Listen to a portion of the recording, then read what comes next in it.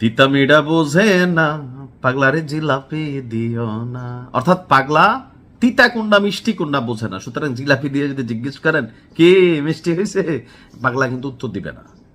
ইরানকে খেপাবেন আর আপনি এটার রিয়েকশন পাবেন না, এটা কি হয় ভাই? গতকালকে একটা নিউজ দিছিলাম আপনাদেরকে, বা কয়েক ঘন্টা আগে অনেকে নিউজটা দেখছেন, যে হঠাৎ করে আবারও ইরান এবং মার্কিন যুক্তরাষ্ট্রের মধ্যে যুদ্ধ কিন্তু খণ্ড খণ্ডভাবে শুরু হয়ে গেছে। তো যেই ইরানরে টাচ করবে, আমেরিকা যখন ইরানরে টাচ করবে, ইরান ঘন্টা বাজানোর জন্য তিনটা রাষ্ট্র আমার দৃষ্টিতে ফিক্সড করে রাখছে। নাম্বার 1 হচ্ছে আরব আমিরাত, নাম্বার 2 হচ্ছে বাহরাইন, নাম্বার 3 হচ্ছে কুয়েত।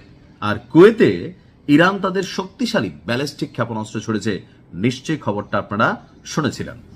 তো আমেরিকা বলতেছিল না তেমন কিছু না, এই একটু আসছে আর কি, আমরা এটা প্রতিহত করে ফেলছি। But is it?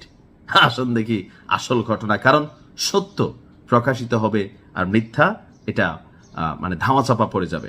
মার্কিন সেন্ট্রাল কমান্ড বাহিনী বলছিল যে আমরা সব সামান্য লালছি। এখন এগুলো কেন বলে? কারণ আরবরা তো ভয় পাইতেছে যে দেখো তোমরা এত টাকা পয়সা দিয়ে রাখছি, তোমাদের ঘাটিগুটি এখানে দিয়েছি, এখন তো উল্টা ভাই তোমাদের কারণে আমরা বিপদে পড়ছি।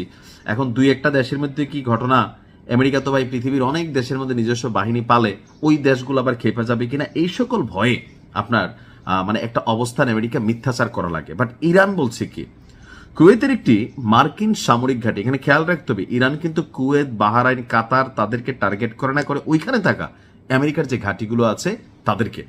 তো এক মার্কিন সামরিক ঘাঁটিতে ইরানের ব্যালিস্টিক ক্ষেপণাস্ত্রে হামলায় অন্তত 5 জন মার্কিন সেনা এবং সেখানে এই সামরিক কাঠামোকে নির্মাণে যারা কাজ করেন ঠিকাদার, তারা গুরুতর আহত হয়ে এই মুহূর্তে হাসপাতালে চিকিৎসাধীন আছে।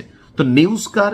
ইরানের এজেন্সি তাসনিমের না, নিউজ হচ্ছে আপনার ব্লুমবার্গের, অর্থাৎ শক্তিশালী একটা গণমাধ্যম যারা আছে ব্লুমবার্গ। এক সূত্রের বরাত দিয়ে ব্লুমবার্গের প্রকাশিত প্রতিবেদনে বলা হয়, কুয়েতের আলী আল সালেম বিমান ঘাঁটিকে লক্ষ্য করে ইরান হামলা চালালে প্রায় 5 জন আহত হয়, যাদের মধ্যে মার্কিন সামরিক সদস্য, ঠিকাদার রয়েছেন। হামলায় ক্ষতিগ্রস্ত হয়েছে মার্কিন বাহিনীর দুটি MQ-9 রিপার ড্রোন। এর মধ্যে একটা পুরোপুরি ছাতু হয়ে গেছে, অর্থাৎ হাতু। আগের দিনে আমরা অনেকে খাইতাম যে সাইল ভাজারে ঢেকির মধ্যে দুইটা হাতু করতো না, কারলের কোষ দিয়ে, খুব মজা লাগতো। মুসলিম ভাইয়ের বউর আবার এটা খুব ফেভারিট আইটেম, আমারও ভালো লাগে, তবে এখন আর আগের মতো হাতু হয় না।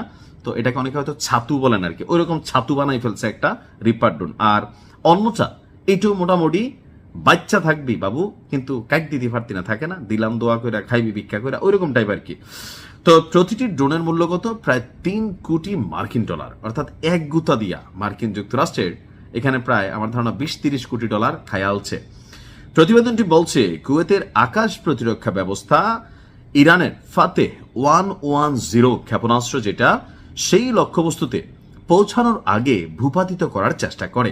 তবে ক্ষেপণাস্ত্রের ধ্বংসাশেষ মার্কিন নিয়ন্ত্রিত, অর্থাৎ আমেরিকা নিয়ন্ত্রিত যে আলী আল সালেম বিমান ঘাঁটি আছে সেটার উপর যে এরকম ধাপাস করা পড়ছে, ওইটা পইরেই এই ক্ষতি। আর যদি পুরোটা পড়তো, ভাবেন পরিণতি কি হইতো। ওয়াশিংটন এবং তেহরান, অর্থাৎ এই ক্রমবর্ধমান উত্তেজনার মধ্যে এই সর্বশেষ ঘটনাটি যুদ্ধ বিশ্লেষকরা বলছেন যুদ্ধকে আবার নতুন করে পুনরুজ্জীবিত করবে।